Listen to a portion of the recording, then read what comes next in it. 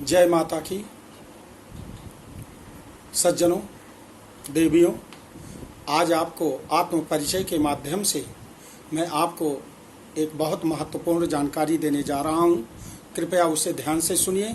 वो जानकारी है संतान के स्वास्थ्य सुख समृद्धि हेतु माता पिता का क्या कर्तव्य होना चाहिए। संतान के स्वास्थ्य सुख समृद्धि के लिए माता पिता का क्या कर्तव्य होना चाहिए। कहा गया है, ज्योतिषियों का विचार है कि कार्तिक मास में और मल मास में जन्म लेने वाली संतान स्वास्थ्य की दृष्टि से, मानसिक विकास की दृष्टि से अनेक बाधाओं से परिपूर्ण होती है। मुख्य रूप से इसका एक वैज्ञानिक कारण यह है कि कार्तिक मास में सूर्य की जो किरणें हैं वह मानव जीवन पर विपरीत प्रभाव डालती हैं। सूर्य भगवान एनर्जेटिक गॉड हैं, शक्ति को प्रदान करने वाले देवता हैं। शक्ति यदि विध्वंसात्मक होगी तो उसका विध्वंसात्मक प्रभाव मानव जीवन पर पड़ेगा। आपको मैं बताऊं कि मलमास में भक्त प्रहलाद का जन्म हुआ था। हिरण्याकशिप के घर में। लेकिन प्रहलाद भगवान का भक्त कैसे बना और युगों युगों तक कैसे राज्य किया, उसके विषय में बहुत सुंदर भावना उसके माता के मन में थी। इसके बाद कार्तिक मास में ध्रुव का जन्म हुआ था। महाराज उत्तानपाद की दो रानियां थीं, सुनीति और सुरुचि। सुनीति के पुत्र ध्रुव थे और सुरुचि के पुत्र उत्तम थे। तो किस प्रकार से कार्तिक के महीने में और भगवान के बहुत बड़े भक्त बने। इसके बाद आपको तीसरा उदाहरण मैं बता रहा हूं। मलमास के महीने में अभिमन्यु के पुत्र महाराज परीक्षित का जन्म हुआ था, जिसका जीवन घोर संकट से परिपूर्ण जन्म के पहले से ही आपने सुना।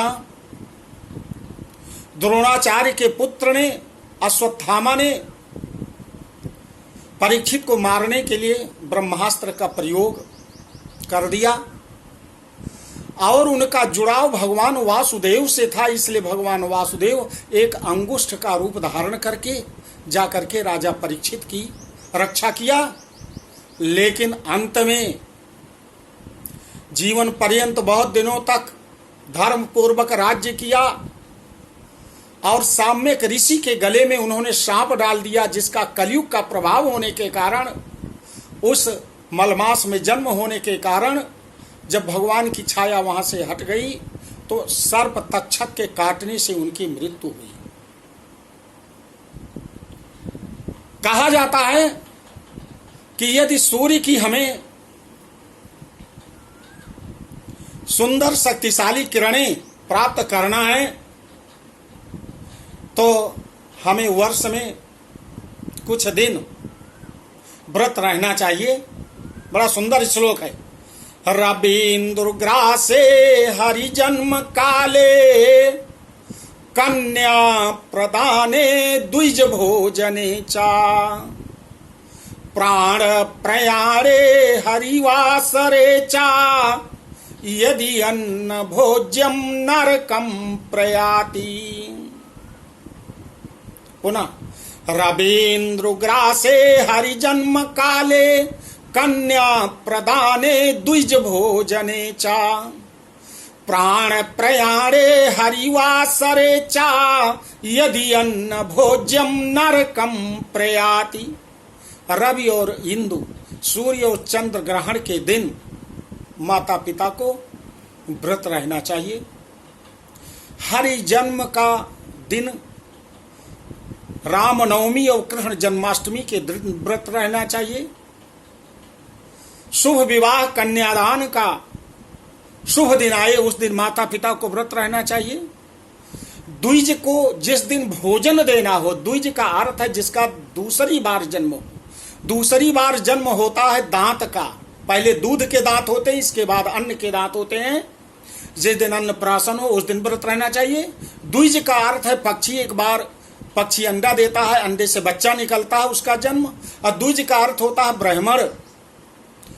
भगवान कृष्ण ने कहा जन्मना जायते शूद्रः संस्कारात द्विज उच्यते। संस्कार से व्यक्ति ब्राह्मण बनता है।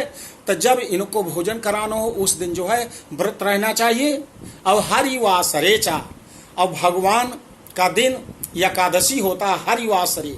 इस दिन यदि माता पिता व्रत रहते हैं तो उनका मोक्ष होता है। और शेष पांचों जो हैं उनके बच्चों का, उनकी संतान की सुरक्षा करते हैं। आपको मैं बता रहा हूं कि सबसे पहले हिरण्याकशिपु का जो नेगेटिव एनर्जी से परिपूर्ण उसका शासन, उसका घर मकान सब कुछ था, लेकिन उसका विवाह कयाधु से हुआ।